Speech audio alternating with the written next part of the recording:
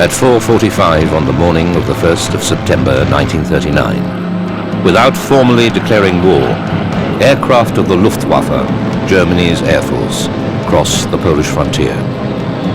The mission of almost 1,400 fighters, bombers and dive bombers, the systematic destruction of Poland. German Messerschmitts rapidly established air superiority, ruthlessly knocking Polish fighters from the skies, while German bombers pounded Polish military and civil targets.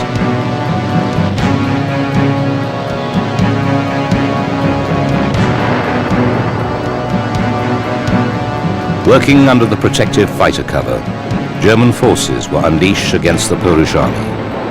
The outcome was never in doubt from the start. In little more than a month, all resistance had been crushed, and the Polish state ceased to exist.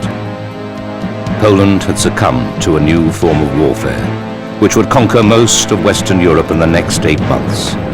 The Nazis called it Blitzkrieg, or lightning war.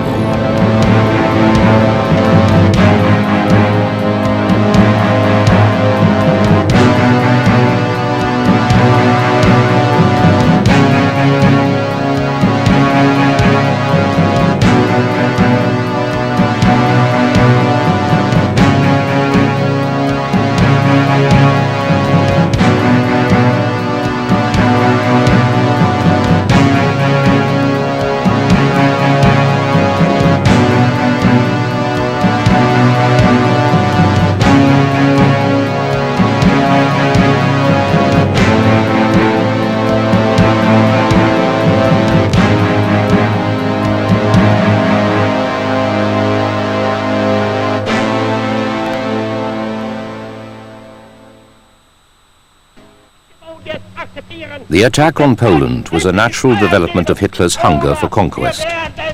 He had already absorbed Austria and Czechoslovakia. Poland was his next target. Rivalry between the two countries had already soured relations, and armies on both sides of the German-Polish border were preparing for war. Planning for the invasion of Poland had begun in April 1939, when Hitler ordered the German General Staff to launch the operation known as Fallweiß, Case White, 5 months later. In many ways, Poland was an ideal theater for the new kind of combined arms operations being developed by the Wehrmacht. It was fairly flat, and therefore suitable for mechanized operations, while its long borders meant that the Polish army was overstretched. 1 hour after the initial Luftwaffe strikes, it was the turn of German ground forces to swing into action. Over 40 German combat divisions were committed to the Polish campaign. Providing the spearhead of the German invasion force were 6 panzer divisions and 8 motorized infantry divisions. These were supported by 27 foot-slogging infantry divisions. The main role of the infantry was to engage the bulk of the Polish army, while the German mobile forces raced round the flanks, cutting through supply lines and striking at command and control centers to the rear. The role of the Luftwaffe was to provide close air support for the German ground forces. However, German aircraft also played a more strategic role, striking at Polish airfields and aircraft, road and rail centers, concentrations of troop reserves and military headquarters. A number of Polish aircraft survived the initial attacks and put up stiff, if limited, resistance over the following week. But it was too little, too late. Von Rundstedt's Army Group South comprised 3 armies. 8th Army on the left drove for Lodz, while 14th Army on the right aimed for Krakow. In the center, von Reichenau's 10th Army had the bulk of the group's armor. Its mission, to pierce the gap between the Polish Lodz and Krakow armies, link with 8th Army mobile units, and push on to Warsaw. Attacking simultaneously was von Bock's Army Group North. Küchler's 3rd Army drove south from East Prussia, while von Kluge's 4th Army struck from the west across the Polish corridor. The attack was spearheaded by the panzers of Guderian's 19th Corps. The world was stunned by the pace of the attack. While German panzers crossed the river Wartha, Britain and France demanded the instant withdrawal of all German forces. In the face of the contemptuous silence with which this was greeted in Berlin, the Allies consulted on how best to implement their promises to Poland. A final ultimatum was sent to Berlin and ignored. At 11 a.m. on Sunday the 3rd of September, British Prime Minister Neville Chamberlain broadcast the news that Britain was now at war with Germany. The world would realize, he felt sure, what a bitter personal disappointment this was. After all, Hitler had given his word not to attack.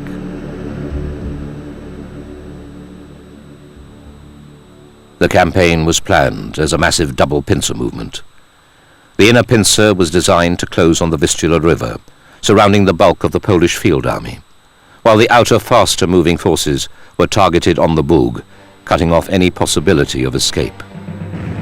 The plan worked brilliantly. Never before had so much territory been gained in such a short space of time. After just 3 days of fighting, leading elements of the German army had pushed 50 miles into Poland. Whole Polish armies were in danger of being isolated. By the end of the first week, the Polish government had fled from Warsaw. In spite of some successful counterattacks early in the campaign, the Polish Air Force had been all but wiped out. German Stuka dive bombers were free to probe ahead of advancing panzer columns. The momentum of the German advance continued virtually unchecked. By the 8th of September, the German 4th Panzer Division had advanced nearly 150 miles, an average of more than 18 miles per day. By the same time, the Poles began to prepare Warsaw's defenses. The next day, initial German attempts to storm Warsaw were rebuffed. This was followed by a spirited Polish counterattack in the Buzura region, marking the start of the biggest battle of the campaign.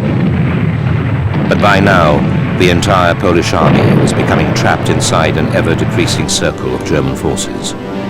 On the 10th of September, the Luftwaffe began to launch heavy raids on Warsaw, and the Polish government ordered a general military withdrawal to the southeast. On the 15th of September, the Germans issued an ultimatum to Warsaw: surrender or be destroyed. The garrison, supported by as many as 100,000 civilians, chose to fight on. Army groups north and south met at Włodawa on the 17th of September, completing the outer ring of the German double pincer. From this double encirclement, only a small fraction of the Polish army could hope to escape. And on the same day, even this hope was dashed. Surrounded and besieged, the Poles received yet another crushing blow with the news that Soviet forces had entered the war on the German side. Signed the previous month, the secret Russo-German pact called for the division of Poland. While the Germans crushed any remaining Polish resistance in the east, the Red Army advanced on two fronts north and south of the impassable Pripyat marshes, meeting negligible opposition. The Polish government, which had already changed its location 5 times, fled into Romania. On the 19th of September, the Polish army in the Buzura pocket was finally defeated. More than 100,000 men were taken prisoner. 2 days later, the Germans launched a massive bombardment of Warsaw. The next day, the Soviets occupied Lvov, and with the Germans mounted a joint victory parade in Brest-Litovsk. A further ultimatum was issued on the 25th of September to the citizens and defenders of Warsaw, emphasized by attacks by more than 400 bombers. Polish resistance began to weaken, and on the 26th of September, the Wehrmacht launched an infantry assault on the city. Within a day, the Germans had taken control of the outer suburbs, and the Polish commander, recognizing a lost cause, offered to surrender. A ceasefire came into effect the next day, the 28th of September. To the victors went the spoils of war. The Soviet-German partition of Poland came into force immediately with the signing of a treaty of frontier regulation and friendship on the 29th. Poland, as a nation, ceased to exist. To seal his triumph, Hitler flew into Warsaw on the 5th of October, and took the salute at a victory parade. Organized Polish resistance ceased the next day with the surrender of 8,000 troops southeast of Warsaw. For the Poles, defeat was now complete. Despite the desperate gallantry of its soldiers, the Polish army had been outclassed by a superior force from the start. The fatal weakness in Poland's defenses lay in her lack of armor and mobile forces. At the start of the war, 30 Polish infantry divisions had been supported by 13 cavalry brigades, just 2 of which were motorized. The remaining 11 still used horses. For Hitler, the Polish campaign had been a gamble which he'd taken and won. The Wehrmacht had committed most of its forces to operations in Poland. No more than a token covering force in the west was left to face an overwhelming French army of 70 divisions and a small British expeditionary force. Although dangerously overexposed, Hitler had calculated correctly that the Allies would do nothing if he invaded Poland. Once the subjugation of Poland was completed in early October, Hitler was free to turn his attention to further campaigns in the West. To the peoples of Western Europe, it seemed that military operations had ceased. The fighting war was apparently over, and what United States Senator Bora dubbed the phony war began. Chamberlain called it the Twilight War, while the Germans called it the Blitzkrieg.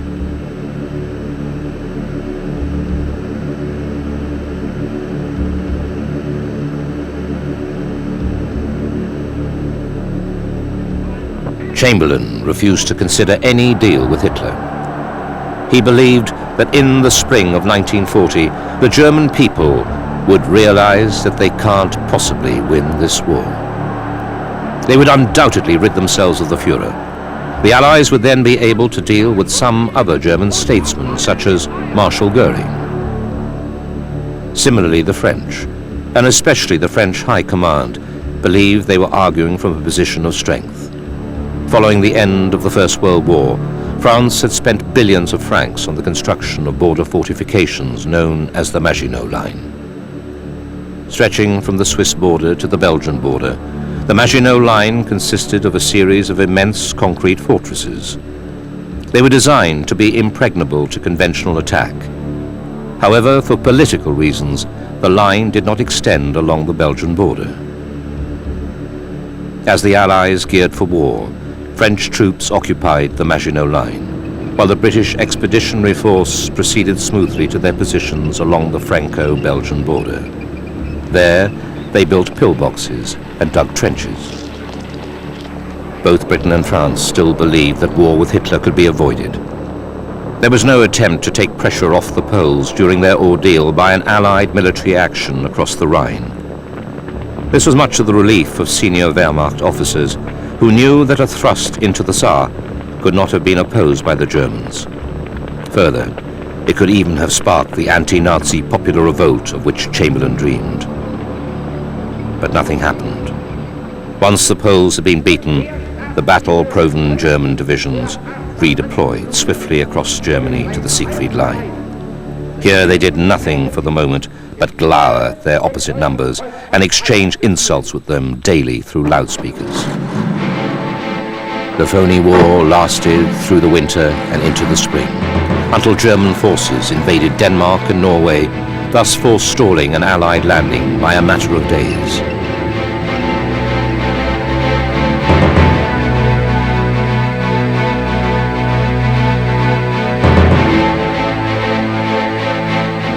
German operations in Scandinavia began because the First Lord of the Admiralty, Winston Churchill, announced on the 8th of April 1940 that the Royal Navy were laying mines in Norwegian waters. The aim of this operation, which was a flagrant violation of Norway's neutrality, was to stop iron ore traffic between Sweden and Germany, which came through the Norwegian port of Narvik. But the possibility that British and French reinforcements and supplies might cross from Narvik into Sweden had already been brought to Hitler's attention. To the watching world, Germany's reaction to the Royal Navy's mining of the Norwegian waters, flagrant violation or not, appeared bewilderingly rapid, but it had, in fact, been planned for some time. In February 1940, Hitler had seen the dangers which Allied exploitation of Norway might hold for Germany, namely the threat to German iron ore supplies. He had also seen the advantages that possession of Norwegian ports would give to the Kriegsmarine. As a result, he had already ordered planning for what became known as Weserübung, Exercise Spring Awakening. General von Falkenhorst and his staff had been given control of the operation, and it was by sheer chance that at the end of March Hitler decreed that the operations would be launched at dawn on the 9th of April, the day after Churchill's announcement. The first step was the German invasion and occupation of Denmark. This was achieved in a matter of hours. By dawn the following day, German troops were swarming ashore at Oslo, Bergen, Trondheim and Narvik.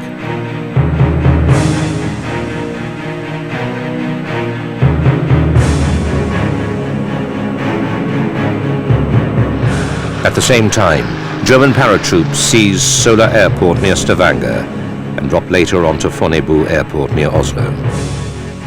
The Kriegsmarine ferried army units across the Skagerrak and Kattegat, losing 2 cruisers in the process. At first, only the Norwegian forces could offer any resistance, but before long an Anglo-French force had landed at Narvik, and British naval forces smashed most of the German warships in the harbour.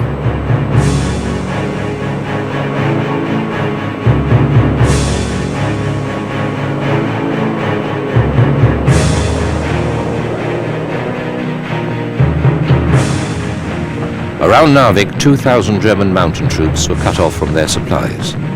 They were driven from the town by the combined British, French and Polish forces, but the Allied success was short-lived as the ground troops were rapidly withdrawn to Britain.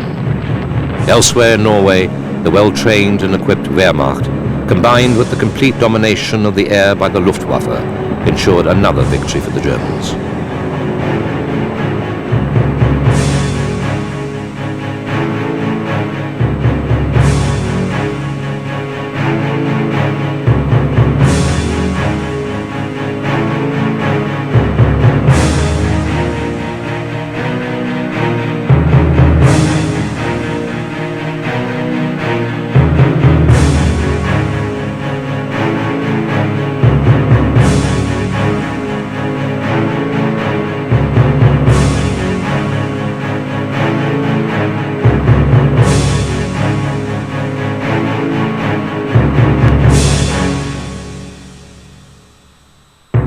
For Chamberlain, the Norwegian campaign was a disaster. There were bitter attacks on the House of Commons against his policies of appeasement to which the government had clung for so long. The opposition railed against his pathetic optimism, both in dealings with Hitler before the war and in his attitude to Britain's defences since its outbreak. By 11 a.m. on the 10th of May, Chamberlain had accepted that he must give way to another leader, and at 6 p.m. Winston Churchill was asked by the King to form a government. In continental Europe, events were also unfolding rapidly. Early that same morning, Hitler launched his attack against neutral Belgium and Holland. The days of the phony war were gone forever.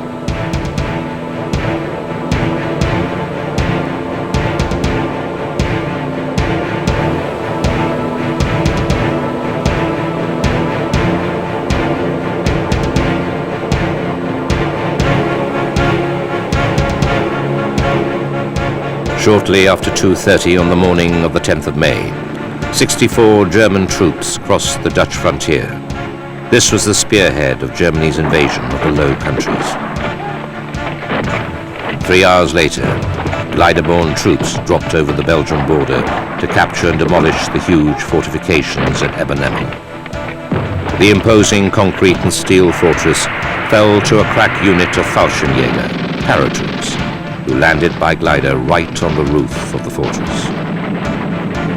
At 5:35, the 30 divisions of General von Bock's Army Group B flooded forward across the frontiers from Maastricht up to the coast of the Ems estuary. To the south, the 44 divisions of General von Brunstedt's Army Group A moved through the Ardennes. This was the wooded country which French military commanders had proclaimed impassable for tanks since 1919. Setting out to prove this theory wrong was the main striking force of 7 panzer divisions under General von Kleist. Opposing the Germans were 20 Allied divisions comprising 5 of the British Expeditionary Force, 8 of the French First Army on their right, and 7 of the French Seventh Army up on the coast around Dunkirk. German forces stormed across Holland and Belgium, supported by the full might of the Luftwaffe. Stubborn resistance by Dutch forces on the approaches to Rotterdam brought a brutal response.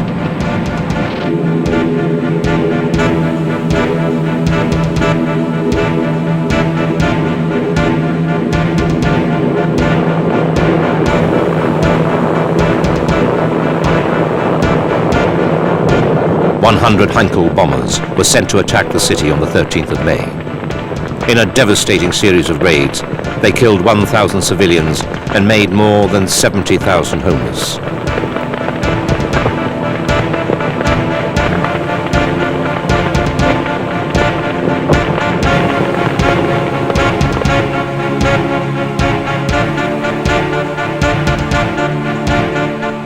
Within a few hours, the Dutch government surrendered.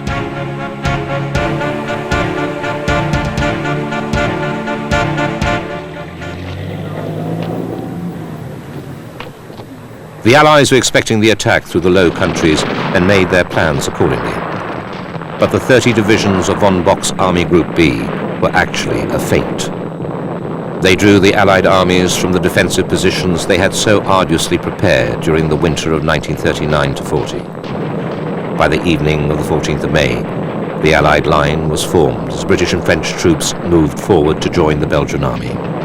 Movements were hampered by roads choked by refugees fleeing ahead of Bock's advancing infantry.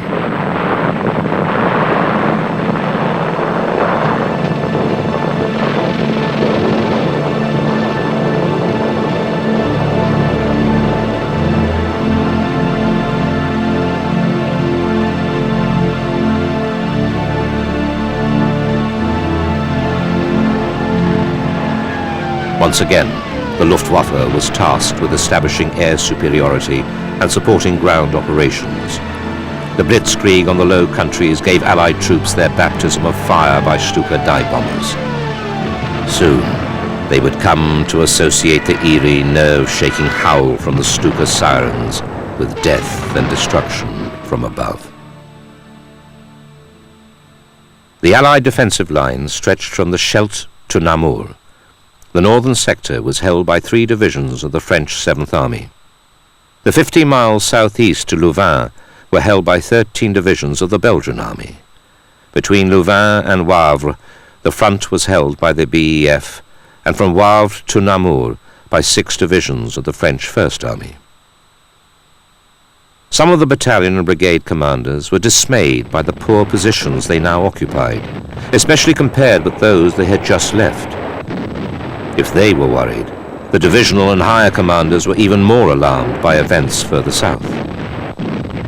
They were only now becoming aware that Bock's slowly advancing army group was the lure to tempt them into a trap.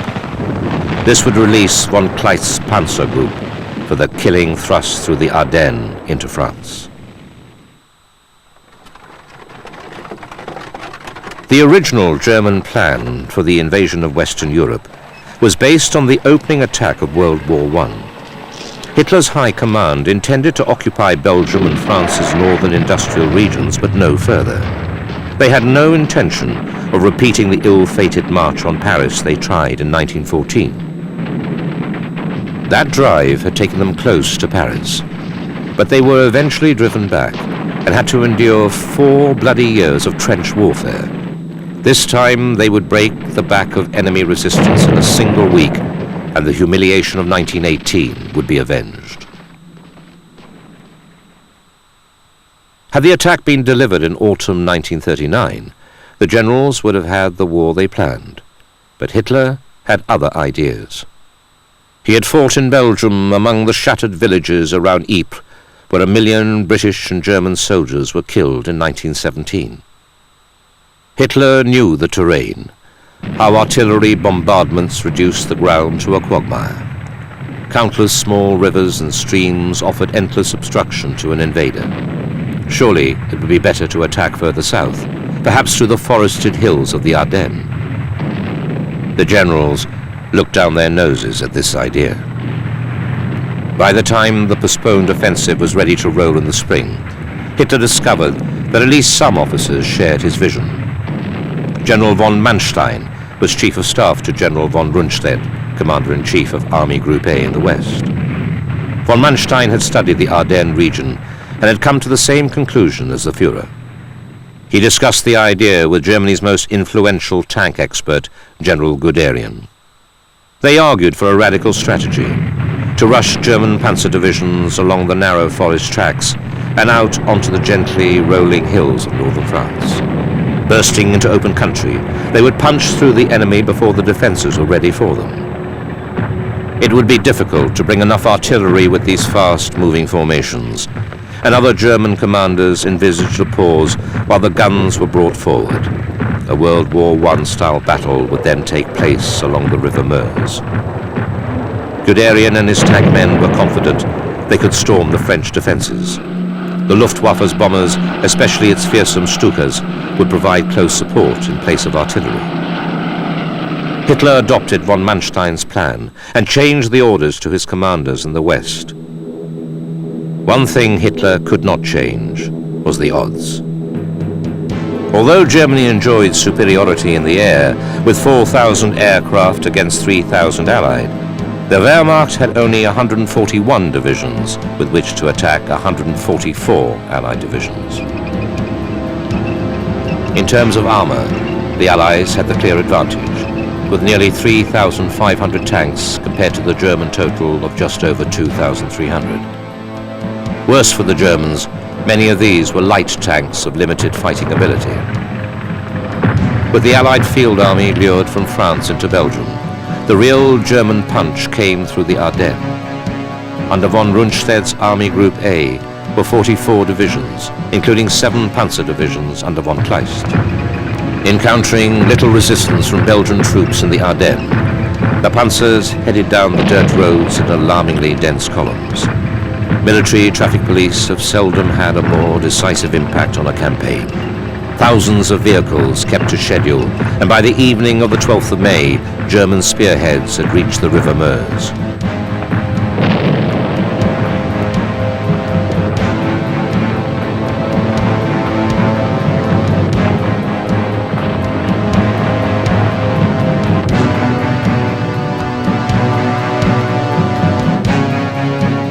The French commander-in-chief, 68-year-old General Maurice Gamelin, expected German units to emerge from the Ardennes at some stage in the battle. But since he did not anticipate anything more than a light probing force, the French Ninth Army was stretched more thinly than other French armies. Guderian's tanks crashed through the impassable Ardennes as though on a peacetime exercise, brushing aside the French light cavalry unit which had been sent out to delay them. By the afternoon of the 12th of May, Guderian's 3 panzer divisions were across the French frontier and had reached the Meuse on each side of Sedan. By evening, German armour controlled the right bank of the river up as far as Dinant.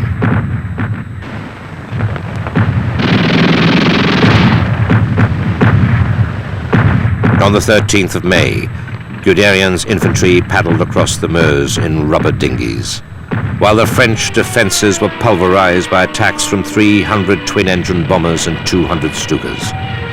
The dive bombers attacked with particular accuracy, knocking out key French gun positions. The foot soldiers were across by 3 p.m.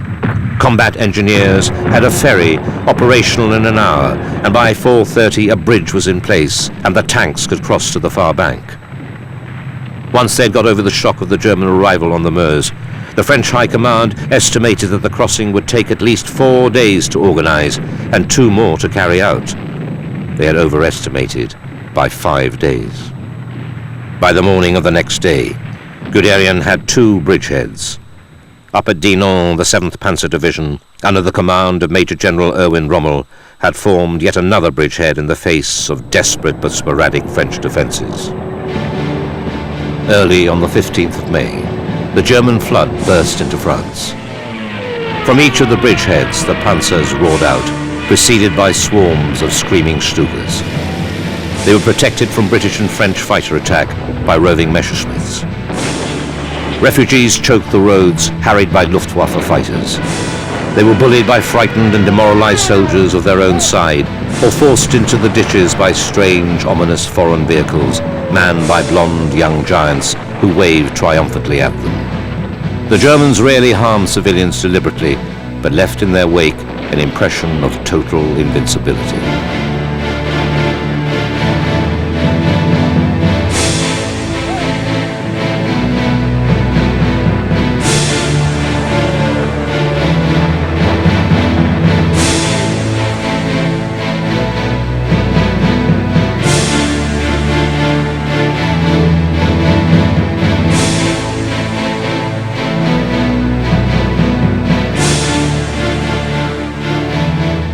As in the Polish campaign, French counterattacks came too little and too late. All the first-line troops had been committed to the northern flank. The Allied strategy unraveled as the panzer divisions fanned out, racing ahead of their infantry and threatening to cut off the British and French armies in Belgium. That evening, German panzers were reported only 12 miles from Laon. France's new Minister of National Defense, Daladier, ordered a counterattack. Gamelin replied that he had no reserves because the bulk of French strength was locked up in the outflanked Maginot Line. At the same time, Gamelin announced that he could no longer take responsibility for the defense of Paris, and he issued orders for a general retreat of all French forces in Belgium. By chance, a copy of these orders reached the British Commander-in-Chief, Lord Gort, who ordered the retreat of his own BEF troops in Belgium. In a devastating indication of French morale, the French Premier Paul Reynaud woke Churchill with a telephone call announcing, "We have been defeated, we are beaten, we have lost the battle." But Churchill refused to abandon hope. There were still considerable French forces to the south of the German breakthrough, and even larger forces, including the BEF, to the north. Churchill hoped that between them they could maneuver to channel and then contain the German breakthrough. Then they could counterattack from both sides, cutting the enemy's spearheads off from their main sources of supply and support. The despondent French leaders were reluctant to admit such a scheme was possible, unless Churchill sent the entire RAF fighter force from Britain to France. Even then, it seemed most likely that the German forces would be either on the Channel coast or in Paris, or both, in a matter of days. In that case, the British and French armies to the north most probably faced early disintegration. Worse, unless a general armistice saved them, they also faced possible destruction. By the evening of the 20th of May, Guderian's panzer spearheads had reached Abbeville at the mouth of the Somme, and at this point their line was as thinned out as it ever would be. The Germans were vulnerable to a determined counterattack, but the only one which threatened the speeding panzers was by British tanks at Arras on the 21st of May. The Allies inflicted a stinging reverse on the SS Totenkopf division. But they quickly found themselves blocked by Rommel's panzers. After a brisk battle, the British were driven back to their original positions and threatened with encirclement. By the evening of the 23rd of May, Lord Gort was withdrawing the British brigades further north. 2 days later, it became evident to him that only a rapid retreat to the coast and evacuation to England would save even a quarter of his command. Gamelin also ordered a retreat without telling the British. The scale of the catastrophe suddenly became apparent, and the French government prepared to evacuate Paris. Meanwhile, Guderian's panzers had reached the French coast, and Gort chose to withdraw the BEF to Dunkirk. On the 28th of May, King Leopold of the Belgians signed an armistice with the Germans, and the Belgian army ceased to exist. This created a large gap on the left of the British defensive positions. It was filled during the night by General Montgomery's 3rd Infantry Division. The operation undoubtedly saved the BEF from annihilation by the Germans. Trapped in an ever-decreasing pocket, it seemed a matter of time before the British were destroyed. But then, fate stepped in. The Führer ordered his panzers to stop, allowing the British a breathing space. A fleet of 1,000 civilian boats helped the Royal Navy evacuate over 338,000 soldiers, including 100,000 Frenchmen in 9 days.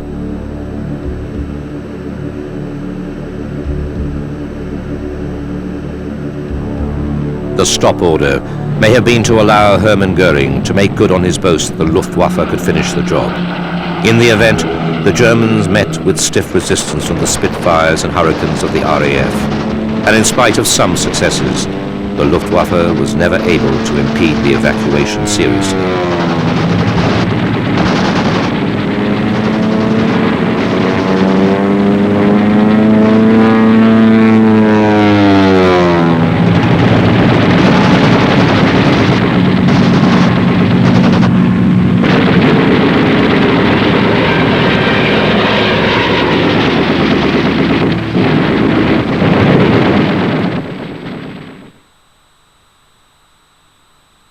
The miracle of Dunkirk kept Britain in the war. However, there was no hope for France, who had replaced the aging Gamelin with the even older General Weygand. He had been recalled from the Levant to take command of the French army when it became obvious that Gamelin had lost control. With German forces in their current positions, there was nothing except Hitler's orders to stop them turning south and pushing forward into the rest of France. As early as the 29th of May, the Führer had told both von Rundstedt and von Bock that their next task would be to settle the French army's account. Britain could wait, or better still, come to terms. Even before the Dunkirk evacuation was over, Bock had assigned his 18th Army to clear up Belgium and press on westwards. The remainder of Army Group B was ordered to take position along the Somme, to the right of von Rundstedt's triumphant infantry and panzer divisions closing up to the coast. By the 5th of June, the 10 panzer divisions of both army groups had been redeployed into 5 armored corps, 3 under von Bock, 2 under von Rundstedt. That morning at dawn, preceded as usual by swarms of dive bombers, 2 of the corps burst out of the bridgeheads west of Amiens. They drove for the Seine, bypassing the Maginot Line completely and leaving 400,000 unblooded French troops impotent. For the next few hours, the remaining French troops hurriedly assembled into hedgehogs, around what their commanders considered strategic nodal points to hold back the Germans. They destroyed the leading panzer formations as they came within range and gave panzer commanders pause for thought. "The French are putting up strong opposition," reported one of them. "We are seeing a new French way of fighting." But instead of pausing to engage the static hedgehogs, the Germans simply chose to bypass them. By the 11th of June, the Germans controlled the Seine from Vernon to Le Havre. 2 panzer corps had passed the Chemin des Dames and were driving down between Reims and Aisne, and the German 9th Army was driving straight for Paris.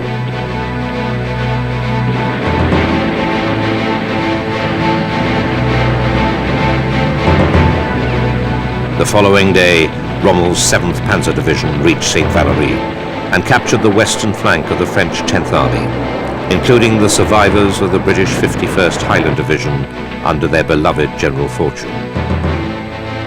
2 days later, on the 14th of June, German troops entered Paris, which was saved from damage by an open city declaration by the French government as it hastily left for Bordeaux.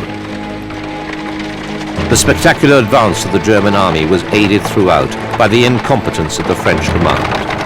Under Gamelin, this had led to disaster, and under Weygand, it showed little improvement.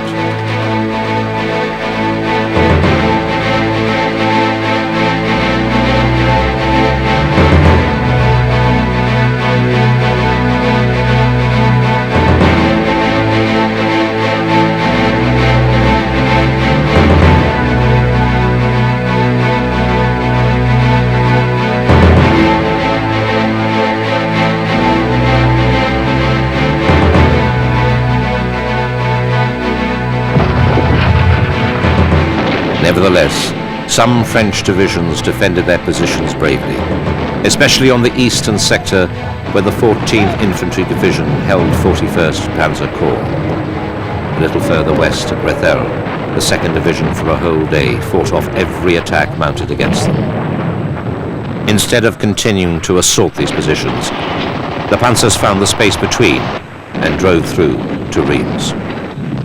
Even at the lower level, there seems to have been no French understanding of the impracticability of static defense against strong and mobile armor. But everywhere else, the French divisions were overwhelmed or cut off. Control from headquarters at all levels was lost. As the panzers cut deeper and deeper into the heart of France, morale plummeted and the French army moved ever closer to disintegration. Grey-clad infantry columns marching behind the panzers were used to isolate and mop up the strong points which their armoured columns had bypassed. Resistance was light, though on occasion die-hard French troops put up a stiff fight. The German infantrymen had to clear towns and villages street by street. More often than not, however, the ordinary French soldiers simply surrendered.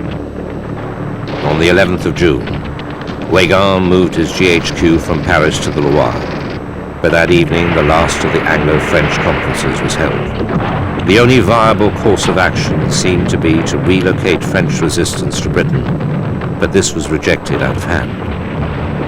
Just 8 days later, Weygand ordered the remaining French army formations at the Maginot Line, amounting to 400,000 troops, to ask for a cessation of fighting with war honors. On the 16th of June, Reynaud resigned and Marshal Pétain took his place. He was determined to obtain an armistice from the Germans as quickly as possible and to establish a form of government of which Hitler would approve. By the 20th of June, German troops were in Lyon and Grenoble in the south, along the Swiss border to the east and controlling much of the Biscay coast to the west. Italian leader Benito Mussolini, who had declared war on both France and Britain 10 days earlier, urged his soldiers to cross the Franco-Italian frontier and capture Nice before the Germans got there. They were prevented by the events of the following day. At 3:30 p.m., a French delegation headed by General Hunziger was led into the very railway carriage at Compiègne in which the 1918 armistice had been signed, where they were awaited by Hitler and his entourage. Little negotiation took place, for Hitler was certain that he had won, and any arguments which Hunziger might have put up had to be referred back to Pétain, who tended to agree wholeheartedly with Hitler. By 7 p.m. on the 22nd of June, the armistice had been signed. The limits of German occupation were agreed, and the promise made that the French battle fleet would remain under French command. This satisfied Hitler, as one of his main fears had been the powerful French battleships might join the Royal Navy. On the 25th of June, Marshal Pétain announced over French radio, "Honor is saved.